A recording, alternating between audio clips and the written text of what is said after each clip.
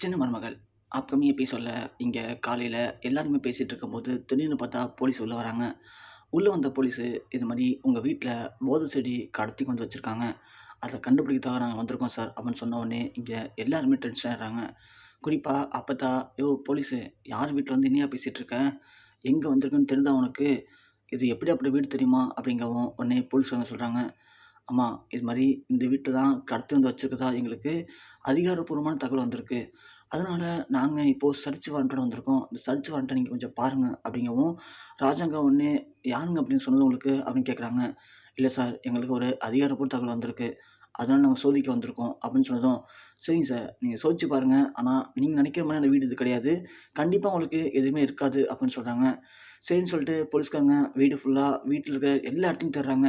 வீட்ல இருக்க எல்லாருமே ரொம்ப பதட்டம் அடைஞ்சுறாங்க. சொல்லப்போனா போஸுக்கு ஒண்ணுமே சொல்ல முடியல. ஒருவேளை இந்த வீட்லேருந்து ஏதாவது எடுத்துட்டானுங்க அப்படின்னா, கண்டிப்பா நம்ம மாட்டிப்போமே! ச்சே! நமக்கு மட்டும் ஏன் இப்படி நடக்குதுன்னு சொல்லி போஸு உச்சக்கட்ட பயத்துல நின்னுட்டுருக்கான். தமிழ்ச்செல்வியில ஆரம்பிச்சு மலர் வரைக்கும் எல்லாருமே பயந்து போய் நிக்கிறாங்க. என்ன இது நம்ம வீட்ட வந்து போலீஸ் செக் பண்றாங்களே! அப்படின்னு சொல்லிட்டு. வீடு ஃபுல்லா செக் பண்ணி பார்த்துட்டு, வீட்ல ஒண்ணுமே இல்லன்னு சொல்லி எல்லா போலீஸ்காரங்களும் சொல்றாங்க. அத கேட்டதும் இன்ஸ்பெக்டருக்கும் ஒரே ஷாக்கிங்கா இருக்கு. சார் வீட்ல ஒண்ணும் இல்ல சார் அப்படின்னு சொல்லவும், சன்னியாசி சொல்றாரு, அப்பதான் சொல்றாங்க. இதுதானேய்யா நாங்களும் சொன்னோம். இது எப்படியாப்பட்ட வீடு தெரியுமா? அண்ணன் யார் தெரியுமா? இங்க வந்து செக் பண்றீங்க? அப்படிங்கவும், இல்ல சார் எங்களுக்கு இங்க தான் நியூஸ் வந்துச்சு அப்படின்னு சொல்லிட்டு வெளில வராங்க. சரிங்க சார் பார்த்து போயிட்டு வாங்க. இங்கலாம் அப்படி யாரும் கிடையாதுன்னு சொல்லி ராஜாங்க சொல்றாரு. வெளில வந்த உடனே போலீஸாங்க கேட்குறாங்க, சார் பக்கத்துல இருக்க அந்த ஓட்டு வீடு அதெல்லாம் யாருது அப்படின்னு கேட்குறாங்க. அதுவும் எங்க வீடு தான் சார் அப்படின்னு சொல்லுவோம். அங்கேயும் கொஞ்சம் செக் பண்ணிக்கிறோம் சார்ன்னு சொல்றாங்க. சரிங்க சார் செக் பண்ணிக்கோங்க அப்படின்னு ராஜாங்க சொல்ல நேரா அந்த வீட்டுக்கு போறாங்க. போஸுக்கு திரும்பவும் இங்க நடுங்குறான் போஸு. ஐய்யய்யோ! அந்த வீட்டுக்கு போறாங்களே! அந்த வீட்ட மட்டும் போய் செக் பண்ணாங்கன்னா மாட்டிப்போமே! என்னடா பண்றதுன்னு தெரியாம போஸு அப்படியே திக்குமுக்கான்னு நின்னுட்டுருக்கான். போலீஸ்காரங்களும் அதே மாரி அந்த வீட்ட போய் செக் பண்றாங்க. செக் பண்ணி பார்த்தா, அங்க 5 மூட்டை போதை செடி இருக்கு. அத பார்த்தோனே போலீஸ்காரங்க அப்படியே தூக்கிட்டு வராங்க. தூக்கிட்டு வந்து வச்சுட்டு, "இங்க பாருங்க சார், அந்த வீட்டுக்குள்ள தான் இந்த 5 மூட்டையும் இருக்கு. இதுக்குள்ள இருக்கிறது எல்லாமே போதை செடி தான். இப்போ என்ன சார் சொல்றீங்க?" அப்படின்னு கேட்கவும், இங்க ராஜாங்கத்தால ஒண்ணுமே பேச முடியல. உடனே ராஜாங்கம் சொல்றாரு, "சார், எங்க வீட்ல இருக்க யாருமே இது பண்ண மாட்டாங்க. இது எப்படி இங்க வந்துச்சுன்னு தெரியல." அப்படின்னு சொல்லவும், உடனே சன்னியாசி சொல்றாரு, "அண்ணா, எலக்ஷன் டைம்ண்ணா. ஒரு வேள நம்ம எதிர்க்கட்சிக்காரங்க வேணும்னே பிரச்சனை பண்ணாங்கன்னு தெரியலண்ணா. உங்கள அந்த ஹோட்டல்ல அடிச்சு நொறுக்குனாங்கன்னு சொல்லி உங்கள வம்புல இழுத்து விட்டாங்க. இப்ப நாம அத சரி பண்ணிட்டோம். அதனால இப்ப இந்த போதை செடி வழக்குல சிக்க வச்சிருப்பாங்களாண்ணா." அப்படின்னு சொல்லி அந்த இடத்துல சன்னியாசி சொல்ல, அப்பதான் உடனே, "இருக்கும்ப்பா சன்னியாசி. ராஜாங்கத்த ஏதாவது பண்ணி, ஏதாவது பிரச்சனையில மாட்டணும்னு இந்த படுபாவிங்க சுத்திட்டு இருக்கானுங்க. அப்படியா கூட இருக்கலாம்." அப்படின்னு சொல்லவும், ராஜாங்கம் சொல்றாரு, "சரிங்க சார், நான் வேணா வரேன்." அப்படின்னு சொல்றாங்க. "அண்ணா நீங்க போக்கூடாதுண்ணே. நீங்க போனா எலக்ஷன் டயத்துல கண்டிப்பா பிரச்சனை ஆயிடுண்ணே. நீங்க போகாதீங்கண்ணே. போலீஸ் சார் எதா இருந்தாலும் 2 நாள் கழிச்சு வாங்க பேசிக்கலாம்ன்னு" சொல்றாங்க. அதுக்கு இன்ஸ்பெக்டர் சொல்றாரு, "இல்ல சார் அப்படி பண்ண முடியாது. ஏன்னா உங்க வீட்ல தான் இருக்குன்னு சொல்லி எங்களுக்கு அதிகாரப்பூர்வ தகவல் வந்திருக்கு. அதனால தான் நாங்க அத செக் பண்ண வந்தோம். செக் பண்ண இடத்துல இப்போ கையும் களவுமா அந்த பொருளும் மாட்டிக்கிச்சு. கண்டிப்பா இத யார் எடுத்துட்டு வந்தா, இங்க யார் எடுத்துட்டு வந்து வச்சான்னு சொல்லி நாங்க அரெஸ்ட் பண்ணாம போக முடியாது சார்ன்னு" சொல்றாங்க. இங்க எல்லாருமே பயங்கரமா டென்ஷன் ஆகுறாங்க. அப்பத்தான் ஒரு பக்கம், "ஐயய்யோ! என் புள்ளைக்கு இது என்ன சோதனையா இது?" அப்படின்னு சொல்லி அழுவுறாங்க. போஸ் ஒரு பக்கம் திரு திருன்னு முழிச்சுட்டு இருக்கான். ஈஸ்வரிக்கு ஒரு பக்கம் லைட்டா டவுட் வருது. போஸுடைய பார்வை சரியில்லையே! இவன் வேற நேத்துலேருந்து நான் பணக்காரன் ஆகப் போறேன், பணக்காரன் ஆகப் போறேன்னு சுத்திட்டு இருந்தானே! ஒருவேளை போஸ் அந்த வேலைய பார்த்துருப்பானோ? ஐயய்யோ! இவன் மாட்டிக்கிட்டான்னா நம்ம மொத்த திட்டமும் பாழா போயிடுமே! அப்படின்னு இங்க ஈஸ்வரி உச்சக்கட்ட பயத்துல நிக்கிறாங்க. அப்போ யாருமே எதிர்பார்க்கவே இல்ல. டக்குன்னு சேது குறுக்க வந்து, "சார், இத நான் தான் எடுத்துட்டு வந்து இங்க வச்சேன். ஆனா எனக்கு போதை செடின்னு தெரியாது. தெரியாம இத பண்ணிட்டேன். என்ன அரெஸ்ட் பண்ணிக்கோங்க." அப்படின்னு சொல்லவும், இங்க சன்னியாசி, ராஜாங்கம், தமிழ்ச்செல்வின்னு ஏன் போஸே ஷாக் ஆகி பார்க்குறான். "என்னடா இது! இவன் அரெஸ்ட் அரெஸ்ட் பண்றேன்னு சொல்லி இவன் வந்து நிக்கிறான். நாம தானே கொண்டு வந்து வச்சோம்." அப்படிங்கிற மாரி பார்க்குறாங்க. உடனே இன்ஸ்பெக்டர் கேட்குறாரு, "ஏன் சார் நீங்க இப்படி பண்ணீங்கன்னு?" கேட்கவும், "இல்ல சார், என்கிட்ட ஒருத்தவங்க குடுத்தாங்க. ஆனா போதை செடின்னு தெரியாது. தெரியாம கொண்டு வந்து எங்க வீட்ல வச்சுட்டேன்.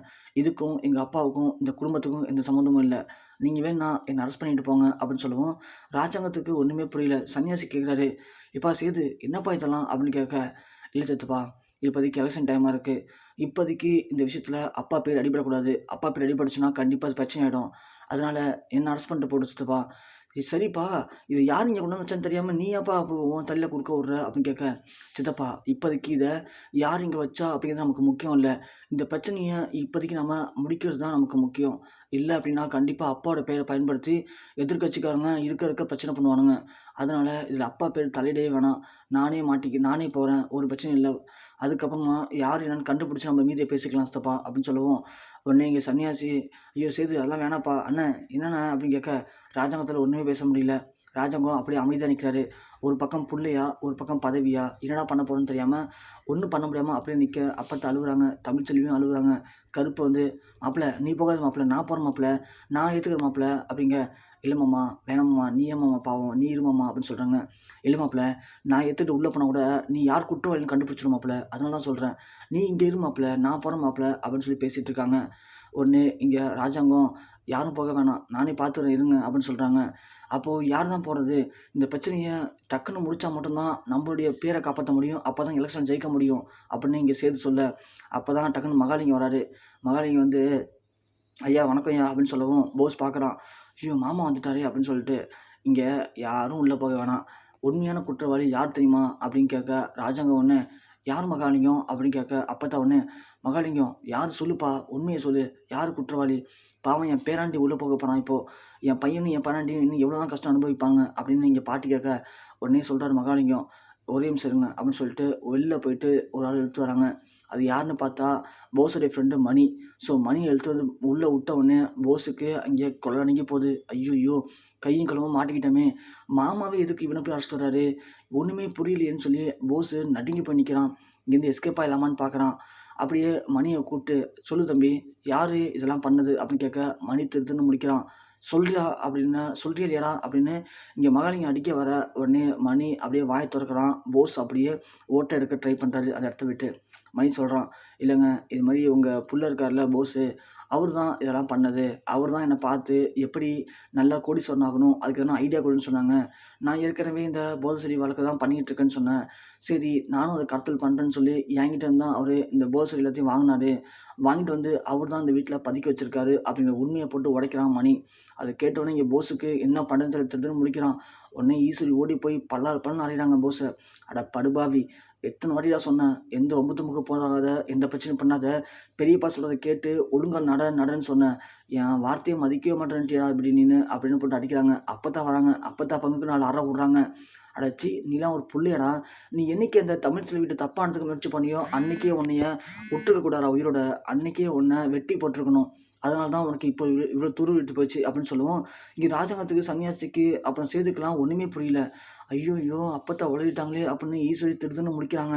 உடனே சேது வரான். அப்பத்தா என்ன சொன்னீங்க இப்போ, திரும்ப சொல்லுங்கள் அப்படிங்கும்போது, ஆமாயா சேது, ஒரு 10 நாளைக்கு முன்னாடி தமிழ் செல்விட்ட தண்ணியை போட்டு தப்பானதுக்கு முயற்சி பண்ணாயா இவன், இவெல்லாம் மனுஷனே கிடையாதுயா, இவெல்லாம் உயிரோடு இருக்கக்கூடாதுயா, இவனை அடித்து கொல்லுங்கயா முதல்ல அப்படிங்கவும் சேதுக்கு உச்சக்கட்ட கோபம் அடைஞ்சிடாரு.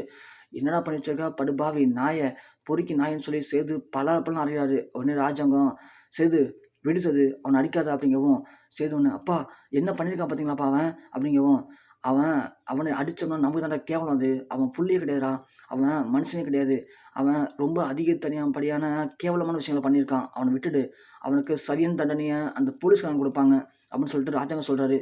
சார் அவனுக்கும் இந்த குடும்பத்துக்கும் எந்த சம்மந்தமும் கிடையாது, நீங்கள் அவனை அழைச்சிட்டு போய் என்ன பண்ணுவீங்களோ அதை நீங்களே பண்ணிக்கிங்கன்னு சொல்லவும், சன்னியாசி சொல்கிறாரு, ஆமாங்க, அது மட்டும் இல்லை, ஈஸ்வரி சித்ரா அவங்களுமே இந்த வீட்டில் இருக்கக்கூடாது, அவன் கெட்டு போனதுக்கு முக்கால்வாசி காரணமே ஈஸ்வரி தான் அண்ணன், அவனை சப்போர்ட் பண்ணி அவனை இப்படி ஆக்கி வச்சிருக்கா, அவளையும் முதல்ல இந்த வீட்டை துரத்துங்கண்ணே அப்படின்னு சொல்ல ராஜாங்கம் சன்னியாசி சொல்கிறாரு.